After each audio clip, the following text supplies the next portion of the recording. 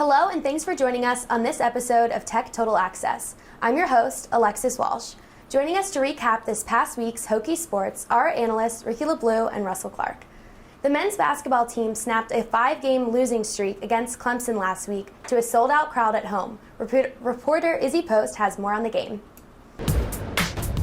I'm here in Castle Coliseum where the Hokies just beat Clemson 60-57. Hokie basketball pulled out a much-needed win in Castle over Clemson. Zach Leday had a huge game, scoring 19 points and 12 rebounds. The game started slow on both sides, with the score 24-22 in the Hokies' favor at the half. In the second half, the Hokies stepped up and led 48-36, following 2 Leday free throws.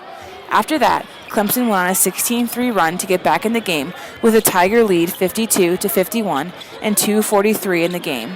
It wasn't until a free ball that Leday dove on for back-to-back scores by Kerry Blackshear Jr. and Jalen Hudson that helped the Hokies secure the finish.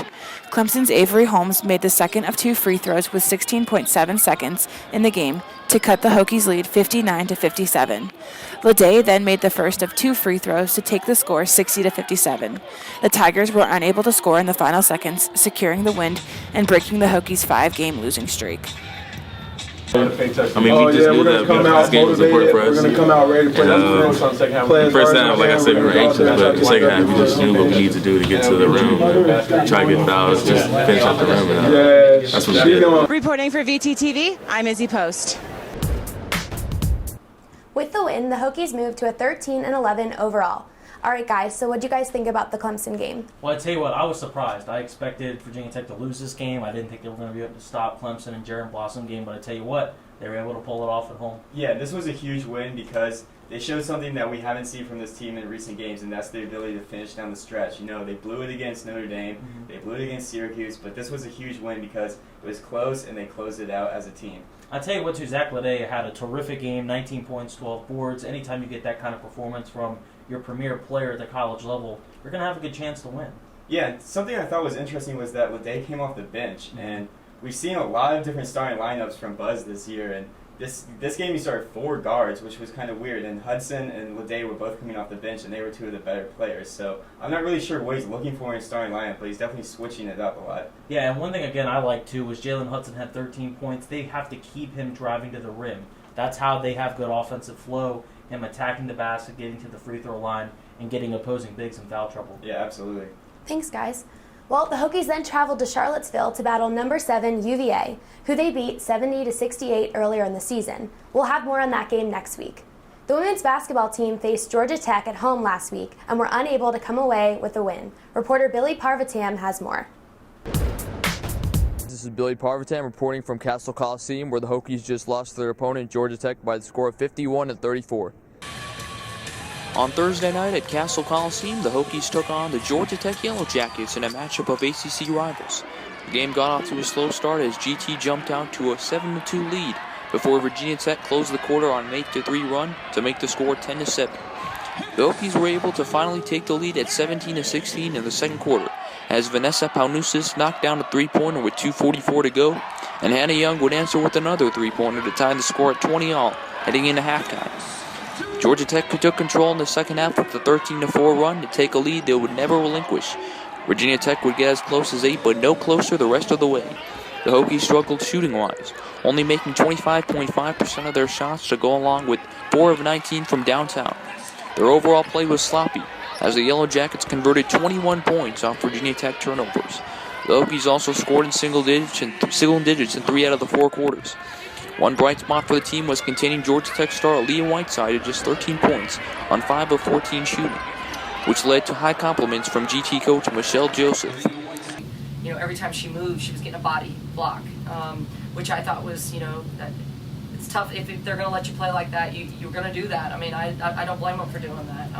Thought it was a great game plan, and when you're at home, you get away with a little bit more than you do on the road. So I thought they did a really good job. Reporting from Castle Coliseum, this is Billy Parvatam for VTTV. It was the Hokies' 5th loss in a row. Guys, they've been pretty good this season, so what do you think happened in this game? They couldn't score. They shot 25% from the field. They had 18 turnovers. Georgia Tech was just suffocated them defensively. Yeah, but on the other side, Georgia Tech wasn't playing that well on offense either. I think they shot in the low 30s in percentage, and So it's a game that you want to win, but yeah, they were just horrible. Well, unfortunately, this has been a problem for Coach Wolf teams in the past. They just can't score. They've always struggled shooting the ball, and Georgia Tech used the full court press the entire game, and that really got Tech out of the rhythm. 30 seconds on the shot clock, they weren't starting the offensive possession until 19 seconds left. And when that happens, it makes it really hard to score in college. Yeah, I think going forward they're going to have to be able to beat that press, because that's something you're going to see from more of the elite teams in the ACC. And if Panusis can get the ball up court and work it to the forwards, they can be successful. And also, too, they only had 4 free throw attempts. They've got to be more aggressive than that. They've got people like Jeanette Hicks and Rachel Camp, Sydney Cook, who can drive the basket and get to the line. Those players need to keep doing that if they're going to get easy points at the line. Yeah, but then they were able to rebound in a big way by beating UVA, which is huge. Big game there. Yeah. Well, the Hokies' next home game was on Valentine's Day versus Pittsburgh. We'll have more on that game next week. Coming up after the break, we'll talk more Hokie sports. Stay tuned.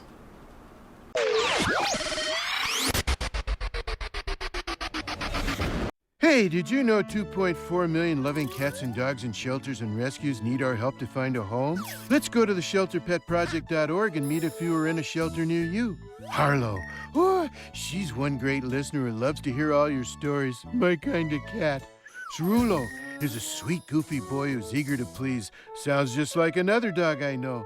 So go to the shelterpetproject.org, search your local shelters and rescues, and go for a cuddle with your next best friend. Adopt. They said a bottle was just a bottle.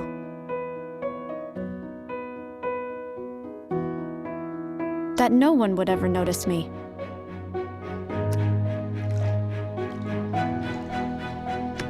But I knew I could be more.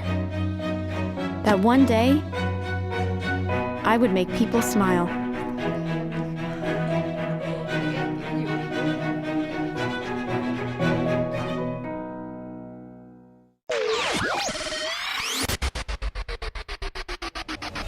The track and field team hosted the Doc Hale Elite Meet last week. Several ACC schools came to compete, including Georgia Tech, North Carolina, NC State, Pittsburgh, Virginia, and Wake Forest.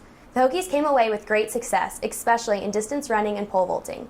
The Hokies collected 5 first-place marks, 3 by the men and 2 by the women. Guys, what did you think of the track team's performance? Well, they had those, like you mentioned, those 5 first-place markers only improved their ranking from 4 to 3. Yeah, absolutely. They were great. Neil Gurley broke the 4-minute mark in the mile. I mean, I tell you what, that man can flat out run. He is fast. And then Torben Leidig was flying high in the pole vault, broke a couple of records. So it was really fun to watch. Yeah, he's been a very good sophomore for this program. Well, pole vaulter Torben Leidig led the team with another record-setting performance. Leidig jumped 18.5 feet, setting both a Virginia Tech record as well as an ACC record. He came in second to Tennessee's Jake Blankenship, who jumped 18.9 feet. The results of the meet bumped the men's squad up from number 4 to number 3 in the nation. The baseball team will kick off their season on February 19th in South Carolina against Citadel. Their first home game will be on February 23rd versus East Tennessee State.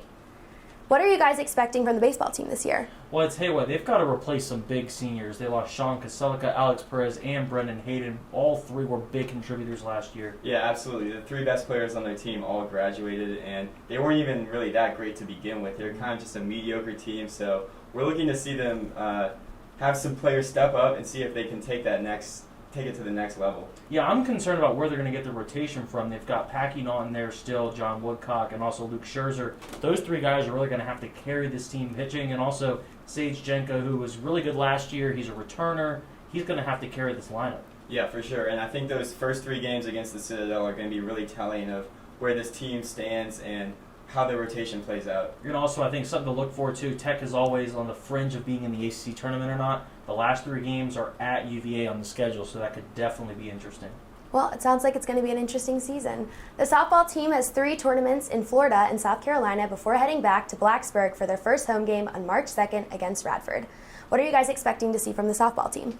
Well, I tell you what, I was kind of disappointed in them last year. It seemed like once they got into ACC play, they really struggled to finish games. The pitching always wasn't there, and the offense kind of tightened up a little bit. Yeah, definitely. Similar to the baseball team, they were just kind of mediocre. You know, they showed flashes of talent at times, but like you said, they couldn't close games. So we're looking to see them just improve on last season. Definitely, and also with Chelsea Wood come back, because she was a really good pitcher. She was out all of last year with an injury. She can play shortstop and she can pitch. She's going to have to replace Lauren Gaskill at shortstop, which is a big shoes to fill. But they're going to have to also get good performances out of Brianna Davenport as well, and Kelsey Maricka, who was a big power bat for them last year in the lineup. Yeah, for sure. All right, thanks, guys. Coming up after the break, we'll discuss the football team's new recruits. We'll be right back.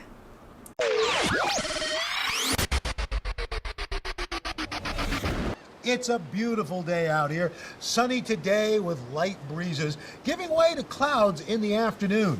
We could see some light precipitation to moderate precipitation later on, followed by powerful storm-like conditions. 90 miles per hour winds are expected. Authorities are asking everyone, stay indoors. Come on, that's it. Let's go.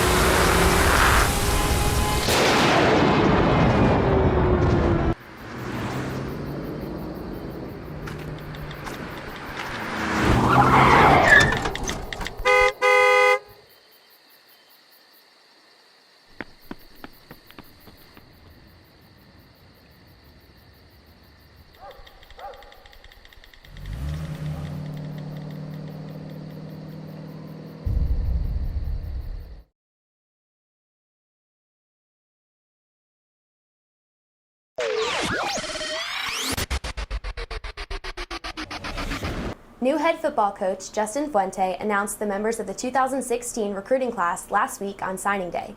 The class includes 21 prospects, including 9 from the state of Virginia. So guys, what do you think about the new recruits? Well, I like how they're trying to emphasize the state of Virginia and trying to win, the Commonwealth. However, they didn't really pull in any top 10 recruits from the state. The best was Reggie Floyd, who was ranked 14th according to Rivals, and that's just not good enough. Yeah, well, with that being said, I'm still excited about some of the recruits that we have coming in. And like you said, 9 from Virginia is good, but Fuente is also showing that he's going across the country to pull players from different regions. Yeah, and of course, he only got really to do half of this class. A lot of this class was already recruited by Frank Beamer and the old staff, and really Fuente didn't get to influence that. But I'm really excited about Divine Diablo, which first, we'll get to the name later because that's a cool name. But he's got a lot of skill. He's a really good receiver. He's quick.